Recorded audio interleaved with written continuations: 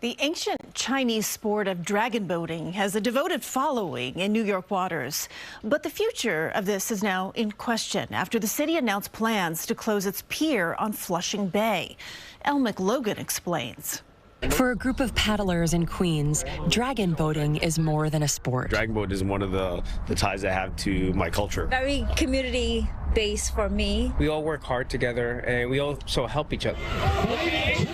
Racing boats are adorned with dragon heads in a sport that started in China more than 2,000 years ago.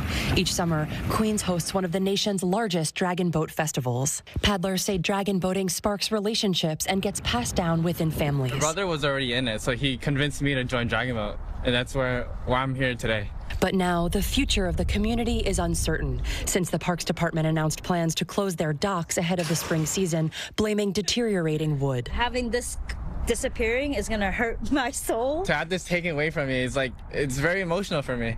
Roughly 80 clubs and teams come together on Pier 1 near Citi Field. It was built in 1937 for the World's Fair. Paddlers say the closure will break the community apart. The Parks Department told us that it closed the docks out of concern for public safety, adding that it has provided boaters with a list of 36 alternative marinas in the area. It's also a lot of logistical issues. Some of these other locations are very remote. Coach Alan Lee agrees a dangerous structure should close, but he says the few months' notice given wasn't enough. We weren't able to plan for it. The Parks Department called dragon boating a fixture of Flushing Bay, but said it doesn't have the funds at this time to reconstruct the pier. What's going to happen to your season this spring?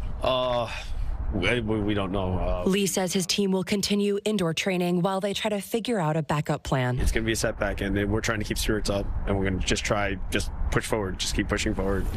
In Queens, Elle McLogan, CBS News, New York. Elle lives in Queens and covers the borough for us. If you have a story idea that you'd like to share, scan the QR code on your screen.